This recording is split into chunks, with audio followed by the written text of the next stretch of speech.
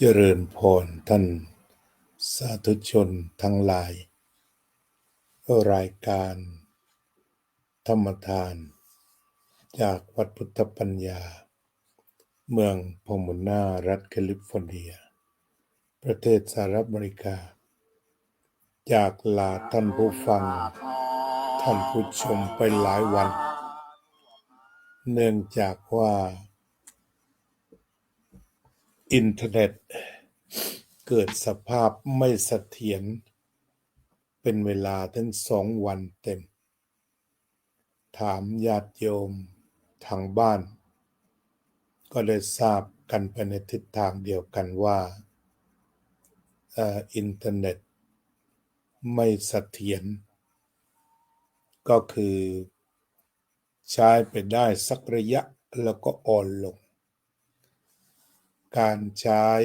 โปรแกรมสตรีมยาร์ดนั้นถ้าอินเทอร์เน็ตไม่เสถียรก็จะใช้ได้ยากพอสมควรเรียกว่าใช้ไม่ได้เอาเลยคือมันจะไม่ติดงั้นในวันนี้ก็ตื่นเช้าขึ้นมาเน็ตก็มาตอนนี้ก็อยู่ระหว่างการทดลองว่าอาจจะพูดไปแล้วดับมันก็ถือว่าเน็ตมันดับไปนะก็อาจจะต้องอำลาทั้งที่ไม่ได้บอกลากันแบบนั้นสำหรับในวันนี้ก็เรียกกันว่าเป็นวันที่27พฤษภาคมพุทธศักราช2568ก็ผู้ที่มีความเคารพนับถือในหลวงพ่อพุทธทาสก็จะเรียกวันนี้กันว่าเป็นวันล้ออายุความจริงถ้าเป็นวันทั่วไปของพระมหาเถระทั่วไปก็คือเป็นวันทำบุญอายุก็ได้เรียกกันโดยทั่วไปทำบุญอายุเท่านั้นเท่านี้แต่ว่าถ้าเป็นหลวงพ่อพุทธทาสเนี่ยเราก็เรียกว่าเป็นวันล้ออายุซึ่งความเป็นมาท่านเคยได้กล่าวไว้เกือบจะทุกปีถึงเรื่องของความหมายของวันล้ออายุก็คือล้อแสดงถึงความไม่จริงจังหรือเราเรียกกันว่าปล่อยวางก็ได้คือบางทีคนทั่วไปจะมีความจริงจังกับอายุมากนั่นก็คือมองว่าทำอย่างไรอายุจะยืนจะมีความสุขเมื่อคิดว่าอายุยืนก็พากันทำบุญอายุจะทำแบบไหนก็ตามก็ขอให้ได้สิ่งที่ได้มาก็คือจะได้อายุมากขึ้นหรือลาภยศสรรเสริญสุขในความมีอายุนั้นที่ท่านก็ส่วนท่านเองก็คิดว่าอายุนั้นไม่ได้มีความหมายอะไรมากมายไม่ควรจะไปให้ค่ามากจึงมีการมาล้ออายุบ้างที่ประเด็นต่อมาท่านก็บอกว่าเมื่อถึงวันเกิดของแต่ละคนนั้นนอกจากจะทำบุญอายุกันแล้วก็จะถามถึงว่าท่านล้ออายุเนี่ยมันจะให้ของขวัญอย่างไรถ้าทำบุญอายุก็เอาของมาถวายปัจจัยมาถวายโดยทั่วๆไปนั่นแหละวันทำบุญพระมหาเถระต่างๆก็เป็นที่ทราบกันอยู่จะจัดได้เล็กจัดได้ใหญ่อลังการแค่ไหน ขึ้นอยู่กับมีบุคคลเคารพนับถือมากน้อยเพียงใดถ้าว่ามีคนเคารพนับถือมากนะก็จัดกันมากลงทุนกันมากถวายของมากอาตมาสมัยที่อยู่ที่กรุงเทพก็เคยมีพระมหาเถระรูปหนึ่งจัดงานวันเกิดเรียกว่าถวายรถผู้ที่ไปสวดนั่นรูปละคัน9 รูปที่ถ้าเกิดพระภิกษุสามเณรใดเดินผ่านเข้าไปในงานก็จะถวายองค์ละ5,000 5,000 5,000นอกจากนั้นก็ถวายพิมพ์ดีดกับพระสงฆ์ระดับเจ้าคณะทั่วประเทศเหล่านี้เท่าที่จะจำได้นั่นก็หมายถึงว่าจะต้องจ่ายเงินอย่างมหาศาลจะต้องสูญเสียทรัพยากรต่างๆที่เกี่ยวข้องกับวันเกิดนั้นมหาศาล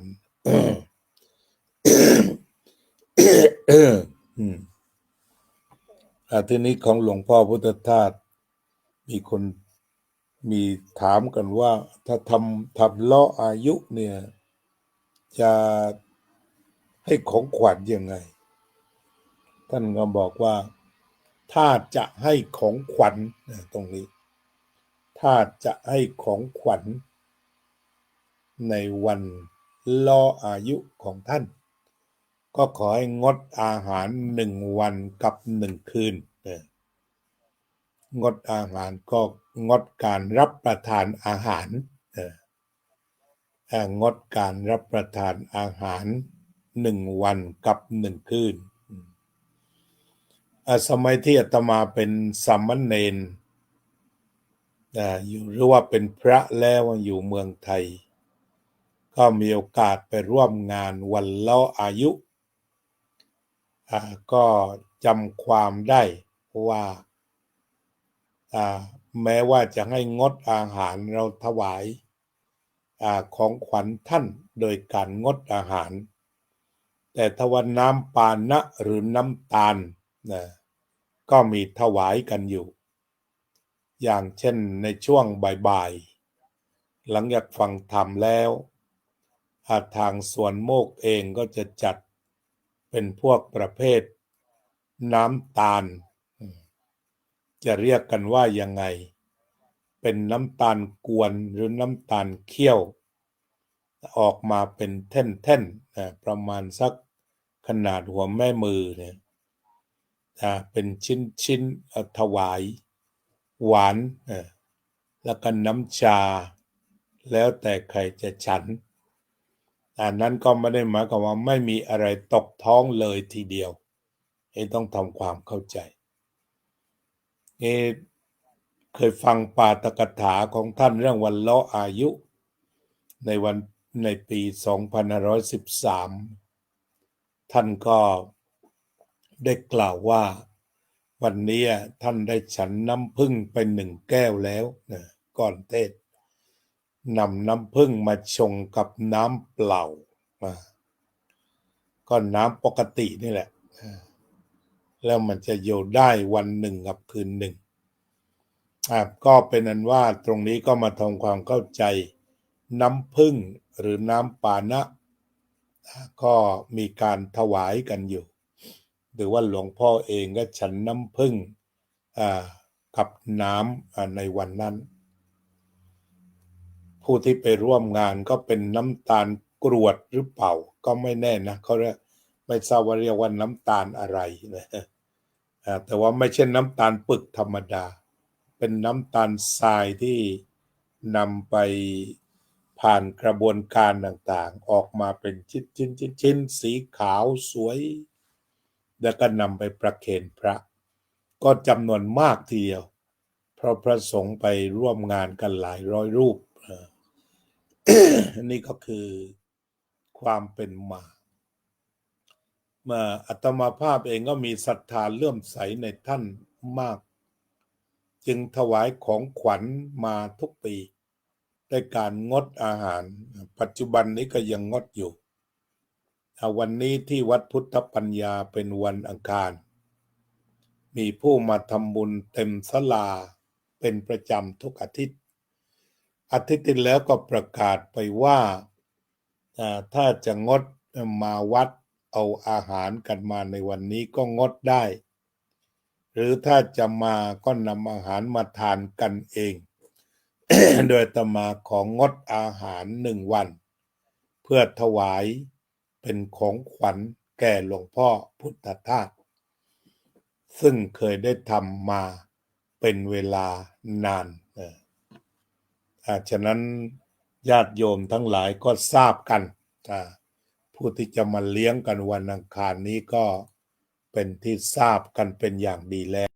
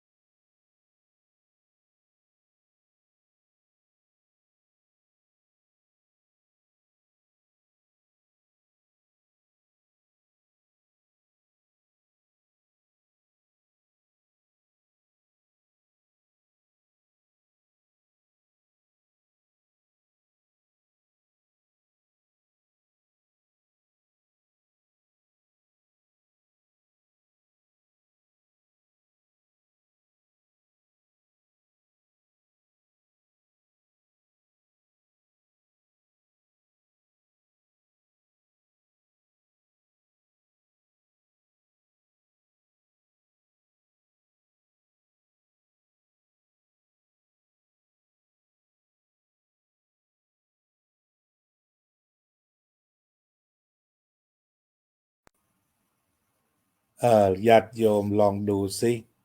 อยู่ๆก็หายไปเฉยๆอาตมาก็ไม่ทราบเหมือนกันทางนี้ก็ไม่ดังอยู่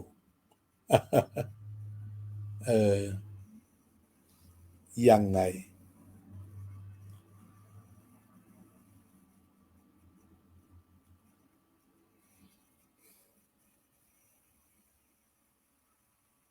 ญาติโยมลองดูสิ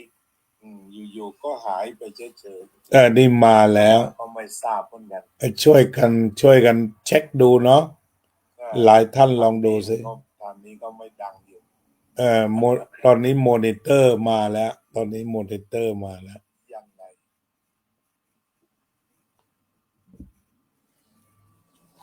ญาติโยมที่ฟังทางบ้านกรุณารายงานเรื่องเสียงด้วยนะขนาดนี้ถ้าเสียงไปแล้วก็รายงานให้ทราบด้วย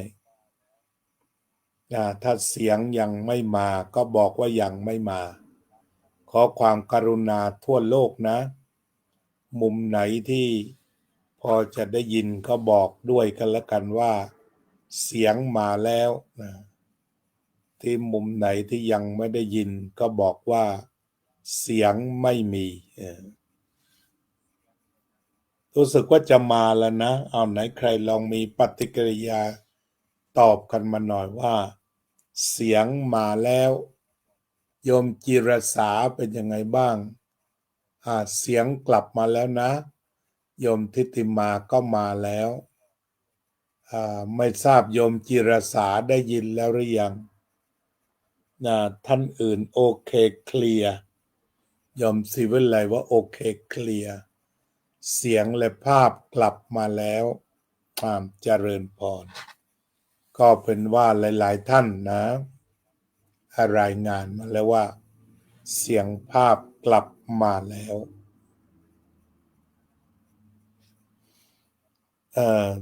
มันจะมีปัญหาตอนที่ขึ้นภาพตรงนั้นแล้วเสียงหายไปหรือเปล่า ที่ขึ้นภาพให้ดูลองดูลองขึ้นภาพอีกทีเนาะเอาภาพนี้วางไว้แล้วก็คุยกันต่อไป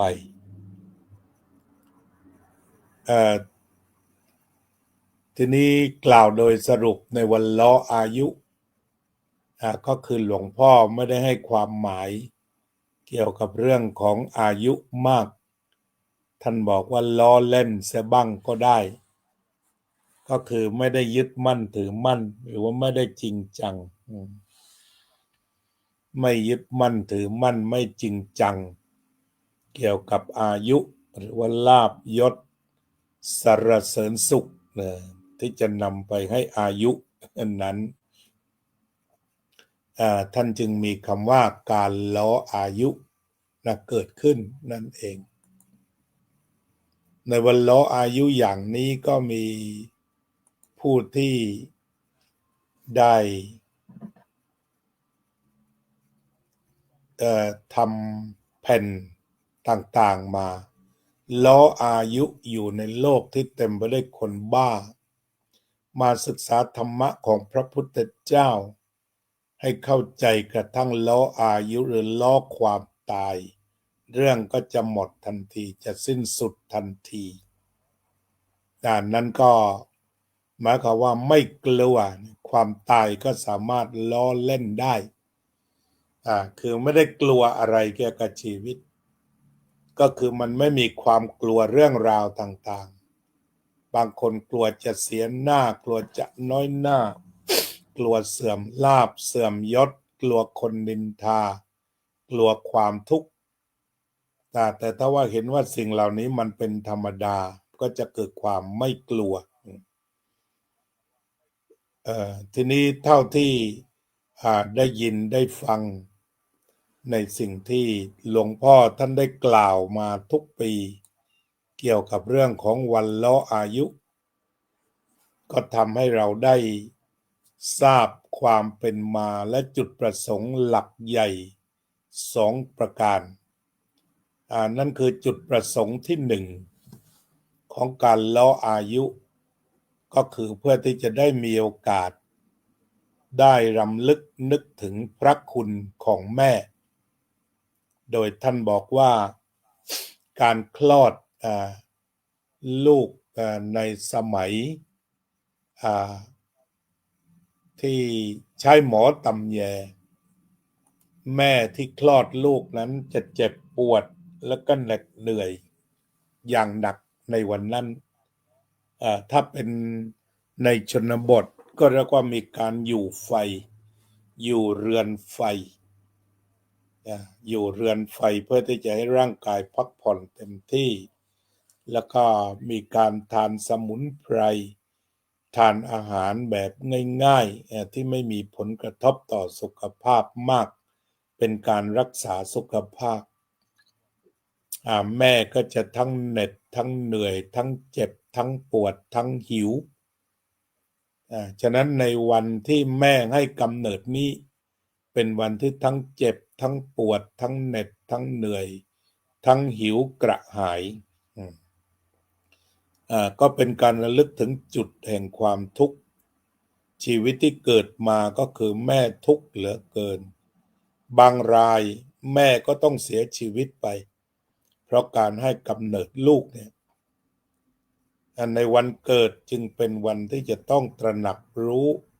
ถึงความเจ็บปวดความเหน็ดเหนื่อยในการเข้ามาเยือนโลกที่เราบอกว่ามันเป็นทุกข์ในการเกิดเป็นทุกข์จึงไม่ใช่เป็นเรื่องที่น่าชื่นชมยินดีหรือเป็นเรื่องที่น่าเฉลิมฉลองกันแต่ประการใดท่านก็เลยมีการล้ออายุขึ้นอย่างไรก็ตามจุดประสงค์นี้อาตมาก็ได้ยินได้ฟังแล้วประทับใจมากทุกวันเกิดตัวเอง2 มกราคมก็จะงดอาหารซะอีก1 วันเพื่อระลึกถึงแม่ของตนเองนี่ก็คือเหตุผลที่1ก็พอเพียงในการที่จะจัดวันล้ออายุหรือถ้าเราทราบซึ้งก็ถวายของขวัญของหลวงพ่อเป็นการระลึกถึงพระคุณแม่อันยิ่งใหญ่ต่อมาเหตุผลที่2ท่านก็พูดในเชิงของเศรษฐกิจการจัดงานวันเกิดไม่ว่าของพระสงฆ์หรือของฆราวาสจัดยิ่งใหญ่มากมายท่านเลยชวนคิดให้มองอีกมุมหนึ่งในท่ามกลางความยิ่งใหญ่อลังการนั้นเบื้องหลังก็คือว่าการที่จะต้องเสียอาหารสูญเสียพลังงานในการปรุงอาหารไปอย่างมากมายสูญเสียข้าวสูญเสียน้ำสูญเสียปลาสูญเสียเนื้อสูญเสียไข่แล้วแต่เรียกว่าสูญเสียทรัพยากรอย่างหนักทีนี้ถ้าหากมองตรงข้ามหากว่างดกินอาหารสัก1 วันก็ชะลอความสูญเสียของทรัพยากรเหล่านั้นลงไปแทบจะหยุดนิ่งทีนี้ท่านก็คำนวณว่าท่าน1 คนก็1 หน่วยหากหยุดได้สัก100 คนก็100 หน่วย1,000 คนก็1,000 หน่วยที่เพิ่มพูนขึ้นไปตามลำดับอันนี้ก็คือในความหมายที่หลวงพ่อท่านได้อธิบายอีกนัยยะหนึ่งเป็นการช่วยกันดูแลทรัพยากรโลกชะลอการใช้ทรัพยากรโลกลงไปสัก1 วันคือวันนั้นๆตามหน่วยที่ใช้และบริโภคไปเป็นการประหยัดพลังงานประหยัดทรัพยากรธรรมชาติแล้วก็นอกจากนี้ท่านก็ได้พูดถึงอายุที่มีความหมายโดยบอกว่าถ้าเป็นอายุที่มีความหมายก็คืออายุที่ได้เข้าถึงพระนิพพานแต่ถ้าว่ามันเป็นอายุที่ยังโลภโกรธหลงหรือเป็นอายุที่ติดอยู่กับลาภยศสรรเสริญสุขเหล่านี้ก็เป็นอายุที่ไม่มีความหมายก็เป็นสิ่งที่ควรล้อแต่ถ้าว่ามันได้เป็นอายุที่ได้เข้าใกล้พระนิพพานเป็นอายุที่มีความหมายแต่ว่าถ้ามันเป็นอายุที่ปล่อยไปตามกระแสกิเลสที่จะพัดพาไปเรื่อยๆสุดแล้วแต่อันนั้นก็เป็น อายุที่น่าล้อ อายุที่ไม่มีความหมายอะไรมากนัก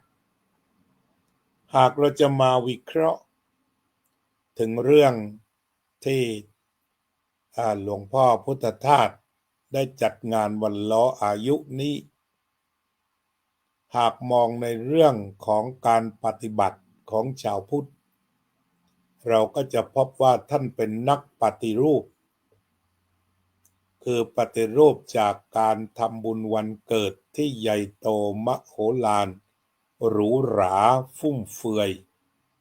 พลาดพลาญทรัพยากรธรรมชาติให้กลายมาเป็นการกระทำอันเรียบง่ายแล้วก็ได้ประโยชน์ และประหยัด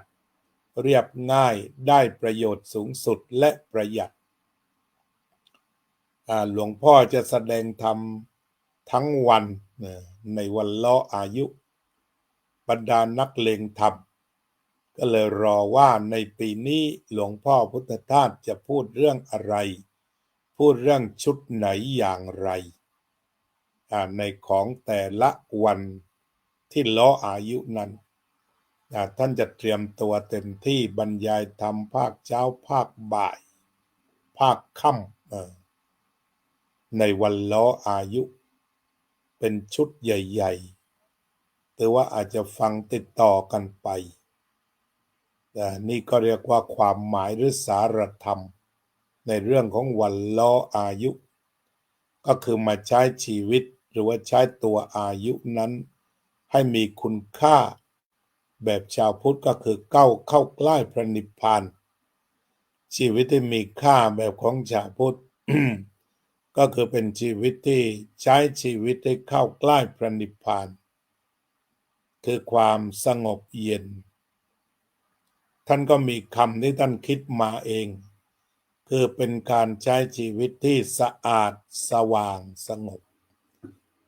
นะเป็นการใช้ชีวิตที่สะอาดสว่างสงบหรือการที่ท่านให้ชื่อของท่านว่าพุทธทาสก็แปลว่าผู้รับใช้พระพุทธเจ้าจุดสำคัญของผู้รับใช้พระพุทธเจ้าคือต้องตรงไปตามหลักธรรมคำสอนของพระพุทธเจ้า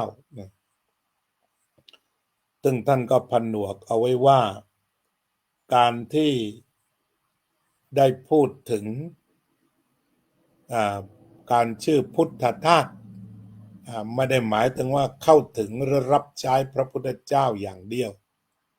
แต่มันรวมไปถึงพระพุทธพระธรรมพระสงฆ์นั่นแหละพระพุทธพระธรรมพระสงฆ์ที่ถูกต้องนั่นเองท่านก็ได้บรรยายเกี่ยวกับเรื่องพระรัตนตรัยที่เราจะพึ่งได้โดยหลวงพ่อได้พูดแบบคุณครูใหญ่ อธิบายเรื่องพระรัตนตรัยแบบคุณครูใหญ่คือท่านจะแบ่งพระพุทธเจ้าออกเป็น3ส่วนที่1ก็คือพระพุทธปฏิมาหรือพระพุทธรูปที่เรามีความคุ้นเคยเราลืมตาขึ้นมาเมื่อถามว่าพระพุทธเจ้าเป็นอย่างไรเราก็ชี้ไปที่พระพุทธรูปนี้เลยนี่ท่านเขาบอกว่าพระพุทธเจ้าแบบที่1คือพระพุทธรูปพระพุทธรูปนี้ก็จะเป็นเครื่องหมายแห่งพระพุทธคุณอาตมาก็ได้ฟังความหมายชัดเจนก็คือหมายความว่าเมื่อเจอพระพุทธเจ้าพุทธรูปคราวใดก็ให้ระลึกทะลุไปถึงพระคุณ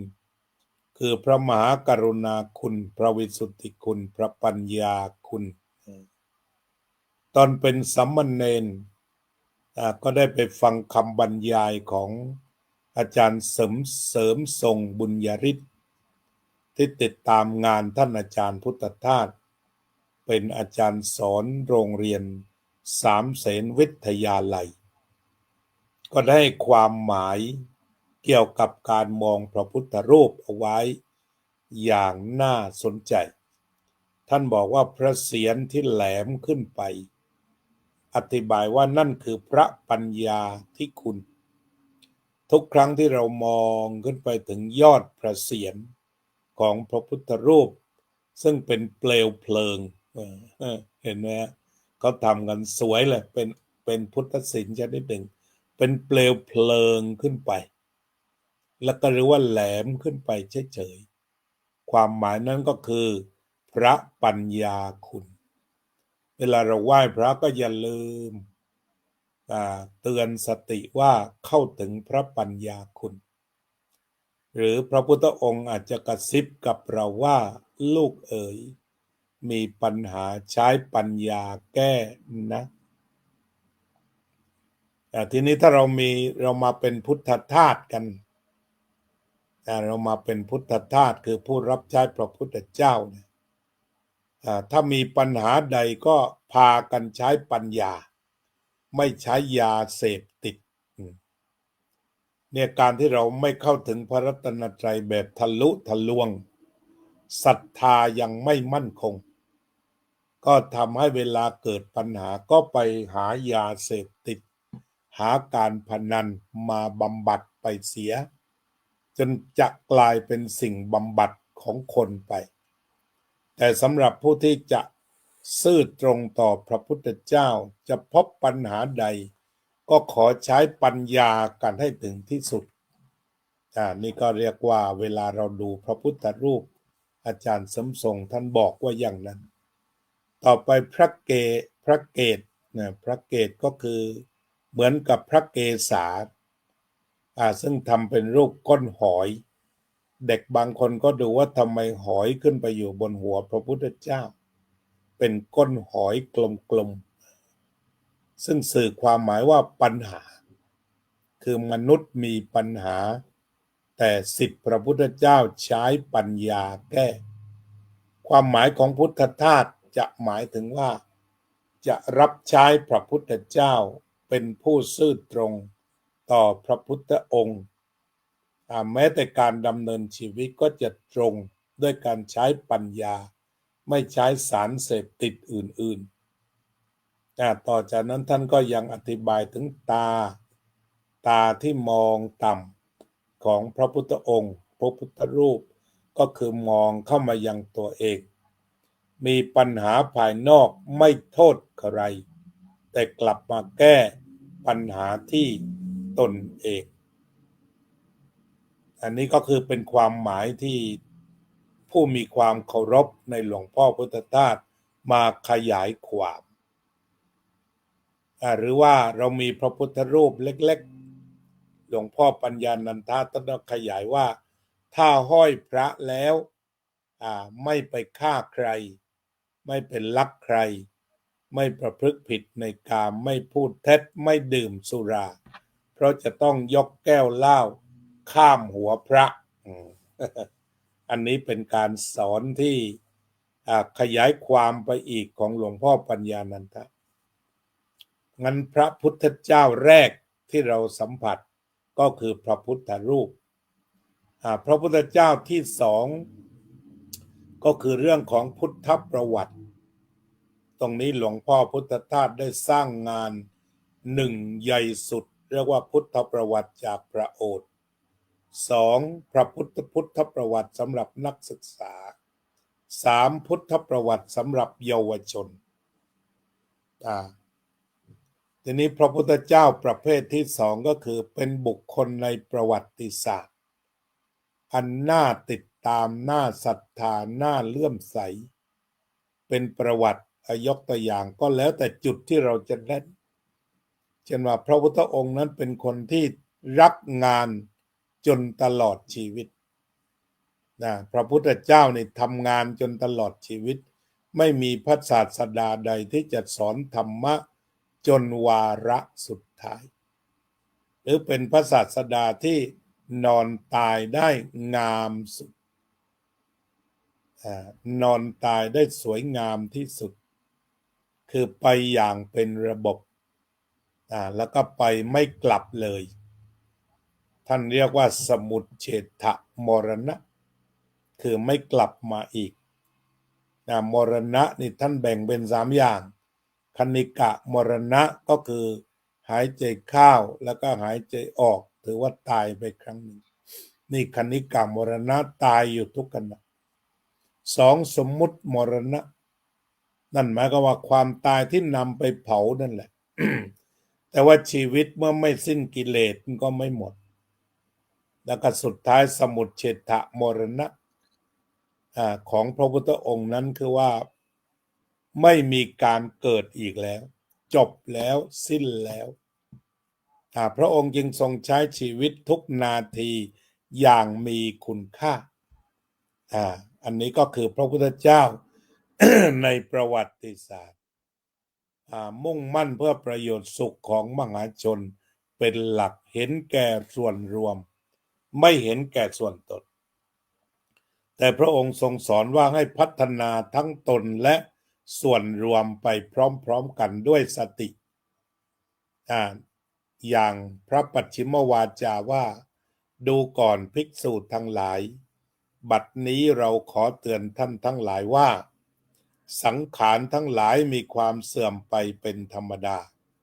ท่านทั้งหลายจงยังความไม่ประมาทให้ถึงพร้อมเถิด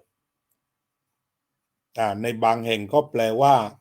ท่านทั้งหลายจงยังประโยชน์ตนและยังประโยชน์ผู้อื่นให้ถึงพร้อมเถิดนี่เป็นพระวาจามีในครั้งสุดท้ายของพระตถาคตเจ้าอันนี้ก็คือเป็นพระพุทธเจ้าในประวัติศาสตร์ทีนี้ต่อไปเป็นพระพุทธเจ้าพระองค์จริงเนี่ยตรงนี้หลวงพ่อพุทธทาสเน้นมากในที่ตรัสว่าผู้ใดเห็นธรรมผู้นั้นเห็นเราผู้ใดเห็นธรรมผู้นั้นเห็นปฏิจจสมุปบาทผู้ใดเห็นปฏิจจสมุปบาทถือว่าเป็นผู้เห็นธรรมนี่หลวงพ่อก็เลยจับเอาว่าพระพุทธเจ้าองค์จริงไม่ตายเป็นอมตะพระพุทธเจ้าองค์จริงไม่เคยตายเพราะพระองค์ตรัสว่าผู้ใดเห็นธรรมผู้นั้นเห็นเราพระพุทธเจ้าพระองค์จริงไม่ตายเป็นอมตะชั่วนิรันดร์กาลทีนี้การเข้าถึงพระพุทธเจ้าทั้ง3ประการนั้นก็มีการเข้าถึงเช่นระลึกถึงพระคุณมาไว้ในตนและให้พระองค์เป็นต้นแบบของชีวิตเป็นไอดอลแห่งการดำเนินชีวิตในทุกขั้นตอนแล้วก็สุดท้ายก็คือผู้ใดเห็นธรรมผู้นั้นเห็นเราก็คือว่าเข้าถึงธรรมผู้ใดเห็นธรรมผู้นั้นเห็นเราก็คือเข้าถึงธรรมเข้าถึงพระพุทธเจ้าแล้วพระพุทธเจ้าก็จะคุ้มครองทีนี้พระพุทธเจ้าคืออะไรก็คือสภาวะแห่งความสะอาดสว่างสงบทีนี้หลวงพ่อพุทธทาสมาสรุปการพูดถึงพระรัตนตรัยไว้ว่าธรรมะโดยท่านเริ่มเนี่ยธรรมะก็คือตัวความสะอาดสว่างสงบแล้วก็พุทธะก็คือผู้ที่ค้นพบเข้าถึงมีความสะอาดสว่างสงบแล้วก็สังฆะก็คือบรรดาผู้ที่กำลังเดินเข้าไปสัมผัสกับความสะอาดสว่างสงบตรงนี้พอพูดถึงตัวสังฆะในคำเดียวความนี้ก็เป็นว่าไม่มีเพศไม่มีวัยผู้ใดก็ตามที่ปรารถนาความสะอาดสว่างสงบแล้วกำลังเดินไปอย่างจริงจังเดินกันเป็นทิวเป็นแถวเป็นกลุ่มเป็นก้อนเป็นหมู่เป็นคณะเรียกกันว่าสังฆะท่านสาธุชนทั้งหลายสร้างวัดกันขึ้นมาถ้าสร้างทำไมก็คือเข้าถึงความสะอาดสว่างสงบแล้วก็มากันเป็นกลุ่มทำกิจกรรมเพื่อความสะอาดสว่างสงบก็ได้ชื่อว่าเป็นการเข้าถึงพระรัตนตรัยเข้าถึงธรรมเข้าถึงพระพุทธเจ้าพระองค์ไม่ตายตรงนี้เป็นอมตะนั้นหลวงพ่อพุทธทาสจึงไปจี้ตรงที่ว่าให้เข้าถึงพระพุทธเจ้าพระองค์จริงท่านก็เลยบรรยายปฏิจจสมุปบาทไว้เพราะพระเจ้าตรัสผู้ใดเห็นปฏิจจสมุปบาทผู้นั้นเห็นธรรมผู้ใดเห็นธรรมผู้นั้นเห็นเราท่านจึงได้บรรยายปฏิจจสมุปบาทในแง่มุมต่างๆมากมายเพื่อเข้าถึงองค์พระพุทธเจ้าอยู่กับพระพุทธเจ้าปฏิจจสมุปบาทเป็นเรื่องอะไรเป็นเรื่องเกิดทุกข์กับเรื่องดับทุกข์แล้วท่านก็โยงไปหลวงพ่อพุทธทาสอ้างบ่อยในอดีตก็ตามปัจจุบันก็ตามอนาคตก็ตามตถาคตจะตรัสเฉพาะเรื่องทุกข์กับความดับทุกข์ทุกอย่างก็จะมาลงอย่างนี้ งานของหลวงพ่อพุทธทาสก็จะไปสรุปลงที่เรื่องทุกข์กับเรื่องดับทุกข์ตามรอยบาทพระบรมศาสดางั้นที่ท่านบอกว่าใครก็เป็นพุทธทาสได้กล่าวคือเป็นผู้ซื่อสัตย์ต่อพระสัมมาสัมพุทธเจ้าซื่อสัตย์ต่อคำสอนของพระพุทธเจ้าโดยนำเอาธรรมะมาใช้อย่างตรงๆไม่เปลี่ยนแปลงไม่พลิกแปลงอย่างพุทธพระองค์จริงคือความสะอาดสว่างสงบก็อัญเชิญเข้ามาไว้ที่กายวาจาใจพระมหากรุณาคุณที่พระองค์มีพุทธบริษัทก็ในฐานะเป็นชาวพุทธก็เจริญมหากรุณาเจริญกรุณามีความกรุณาต่อสัตว์ทั้งหลายไม่มีที่สุดไม่มีประมาณจะทำจะพูดจะคิดก็อยู่บนพื้นฐานแห่งความเมตตากรุณาในฐานะที่เป็นพุทธบริษัทท่านดาลัยลามะถือว่าเป็นต้นแบบของผู้เจริญกรุณายิ่งมีผู้ถามว่าในชีวิตนี้ท่านกลัวอะไรมากที่สุดท่านดาลัยลามะตอบว่ากลัวว่าจะโกรธประเทศจีนนั่นคือจีนได้เบียดเบียนท่านนานับประการจนถึงกับสูงสุดไม่มีแผ่นดินอยู่แต่สิ่งที่ท่านดาลัยลามะไม่เคยเสียคือไม่เคยเสียความเป็นพุทธบริษัทไม่เคยเสียความกรุณาที่จะพึงมีต่อสรรพสัตว์รวมทั้งชาวจีนรัฐบาลจีนที่คอยแต่จะเบียดเบียนมาแต่อดีตและเบียดเบียนเรื่อยไปท่านรักษาใจไม่ให้เกลียดโกรธชังแค้นแล้วก็กลัวซะด้วยว่ามันอาจจะหลุดเข้าไปสักวันหนึ่งถ้าบีบกันเยอะๆนี่ประเด็นนี้ก็คือเราจะรักษาความเป็นพุทธบริษัทเอาไว้ในใจโดยไม่เผลอไผลไปเกลียดชังหรือทำร้ายทำลายบุคคลใดๆอันนี้ก็คือการที่หลวงพ่อพุทธทาสนำเราไปเน้นว่าพระพุทธเจ้าพระองค์จริงยังอยู่เป็นนิรันดร์ผู้ใดเห็นธรรมผู้นั้นเห็นเราเมื่อใดจิตสัมผัสอยู่กับความทุกข์แล้วเราก็ได้ยินเสียงพระพุทธองค์บอกว่าทุกข์เป็นอย่างนี้อย่างนี้ทุกข์เป็นสิ่งที่ควรกำหนดรู้ทุกข์ได้กำหนดรู้แล้วเมื่อพระสุรเสียงเข้ามาในหูของเราประทับใจเราก็ถึงพระพุทธเจ้าเวลาใดที่มันเกิดเหตุแห่งทุกข์ก็เห็นว่านี่คือเหตุแห่งทุกข์เป็นอย่างนี้ตัณหาเป็นเหตุแห่งทุกข์ตัณหาได้ละแล้วได้ยินเสียงพระสุรเสียงของพระพุทธองค์นี่สมุทัยคือการสิ้นไปแห่งตัณหาทั้งสิ้นเป็นเช่นนี้คือเป็นการเสียสละออกหลุดพ้นไร้อาลัยนี่คือทางแห่งอริยมรรคมีองค์8เป็นเช่นนี้พระพุทธองค์ก็ได้ปฏิบัติแล้วทีนี้เมื่อเข้าใจถึงทุกข์กับไม่ทุกข์แม้เพียง2ประการนี้ก็ยังจะถือได้ว่าเป็นการเข้าถึงธรรมเข้าถึงพระองค์ฉะนั้นธรรมะในที่นี้จึงไม่มีข้อจำกัดว่ามันคืออะไรเพียงอย่างใดแต่สิ่งทั้งปวงที่มันปรากฏการณ์ที่สามารถสัมผัสทางตาหูจมูกลิ้นกายหรือใจล้วนเป็นธรรมะทั้งสิ้นเมื่อได้สัมผัสธรรมก็ถือว่าสัมผัสพระพุทธเจ้าหากจะเดินตามรอยที่ท่านอาจารย์พุทธทาสสอนเอาไว้พระธรรมคือความสะอาดสว่างสงบพระพุทธเจ้าคือผู้ค้นพบความสะอาดสว่างสงบแล้วนำมาเผยแผ่บอกกล่าวมาแสดงแก่สรรพสัตว์ทั้งหลาย แล้วก็ยังมีผู้ไปถึงแล้วถึงความสะอาดสว่างสงบก็เป็นอริยสงฆ์ผู้กำลังเดินทั้งหมด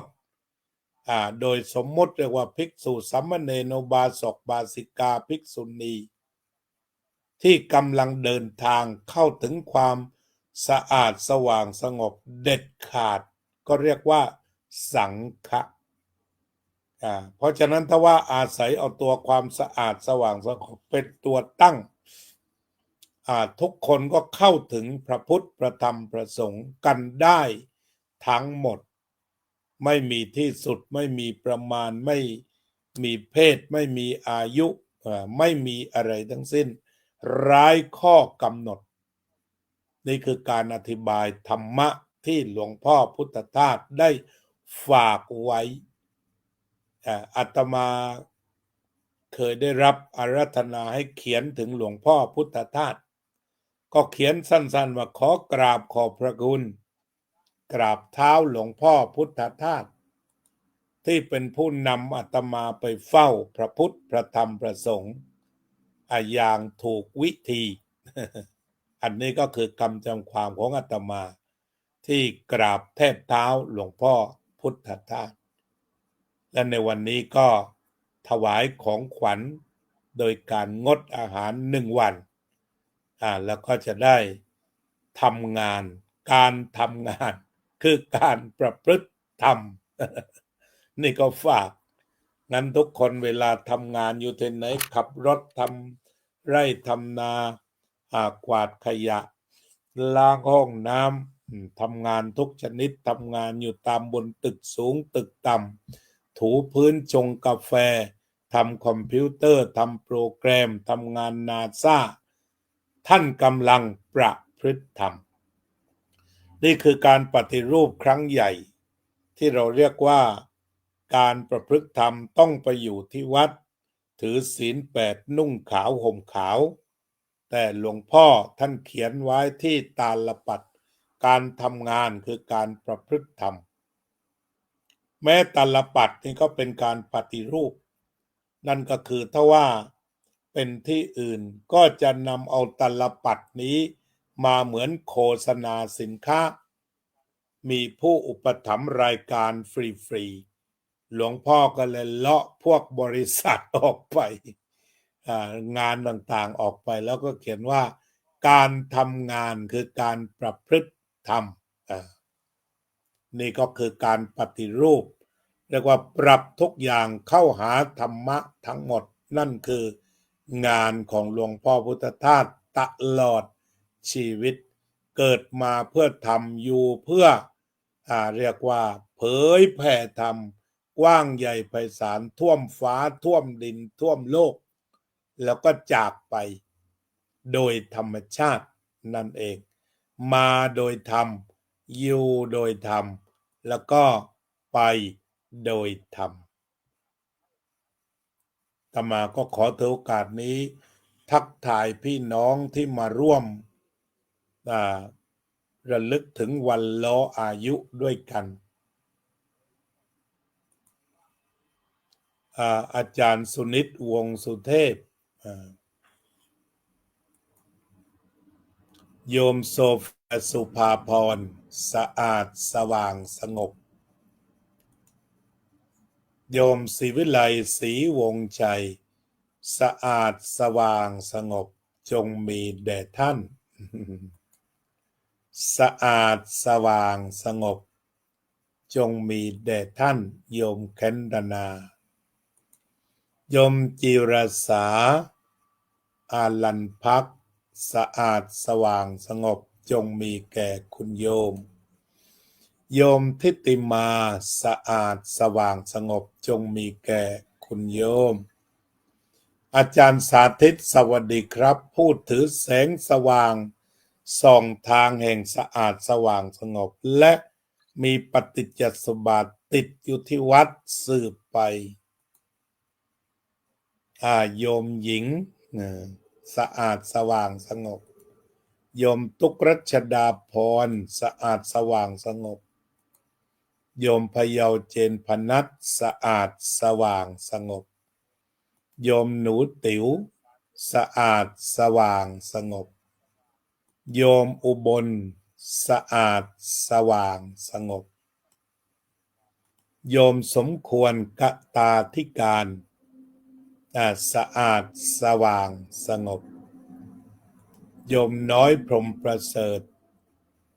สะอาดสว่างสงบโยมโจ้สะอาดสว่างสงบวัดสันขยอมวัดสันขยอมเจริญพรสวัสดีครับท่านด็อกเตอร์พระมหาอัมพรชุตินทโรท่านพระครูโชติธรรมบัณฑิตโยมทิติมาสะอาดสว่างสงบ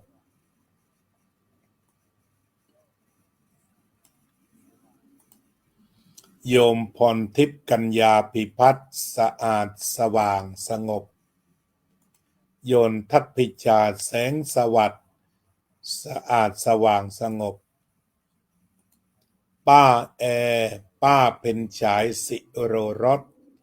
สะอาดสว่างสงบคุณป้าน่าจะอยู่สวนโมกใช่ไหม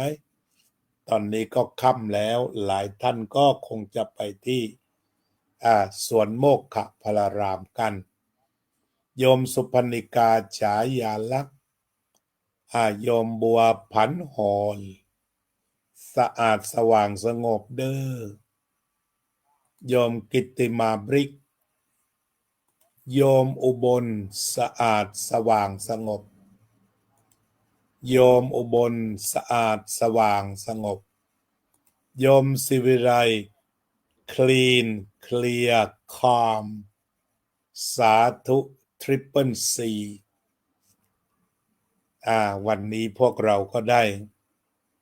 มาร่วมงานเรียกว่าระลึกถึงหลวงพ่อพุทธทาสในวาระชาตการชาตการก็คือมีอายุ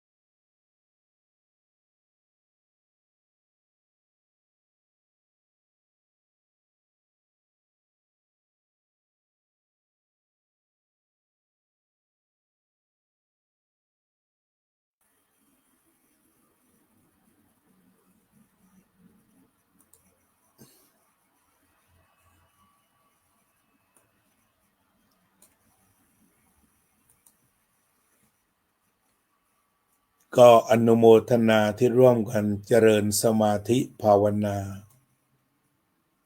โยมบัวผันหรโยมทิติมา หลายคนบอกเสียงหายช่วงนั่งสมาธิเสียงก็หายไปเพราะเข้าเงียบร่วมกันเข้าเงียบ เข้ามาแล้วใช่ไหมตอนนี้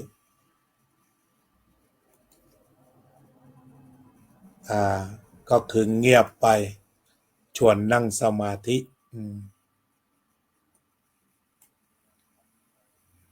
เป็นเวลาที่ร่วมภาวนา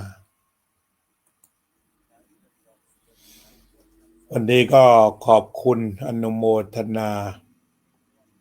ทุกท่านที่ได้ร่วมกันระลึกถึงหลวงพ่อพุทธทาสก็หวังว่าคงจะก่อให้เกิดประโยชน์แก่ทุกท่านที่ได้ร่วมกันสดับรับฟังในวันนี้ขอความสะอาดสว่างสงบเย็นในร่มพระธรรมจงมีแก่ท่านสาธุชนทุกท่านทุกคนเทอญ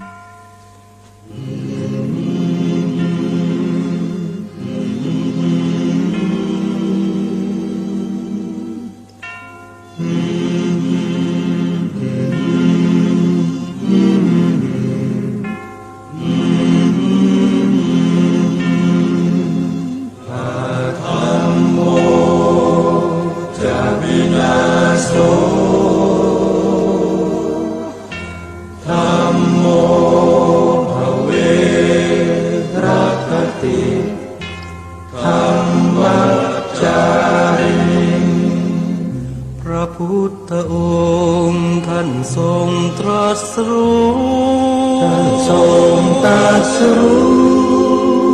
เป็นสัพพัญญูตรัสสอนความจริงว่าธรรมะย่อมชนะทุกสิ่งเป็นที่พึงพิงแก่ผู้ประพฤติชอบธรรมธัมโมจะวินาโสธัมโมภเวรัคติธัมมัจจาริอำนาจใดๆก็ตามย่อมถึงความพินาศถ้าขาดธรรมะประจำไม่มีใครอยู่ค้ำฟ้าเราต่างเกิดมาใช้กรรมจงอยู่ในศีลในธรรมคิดทำแต่กรรมที่ดีธัมโมจะวินาโสธัมโมภเว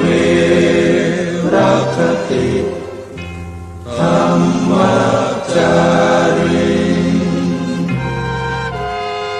ธรรมส่องสว่างสู่ทางสุขสีคำจุนโลกนี้นิรันดร์ธัมโมจะวินาโส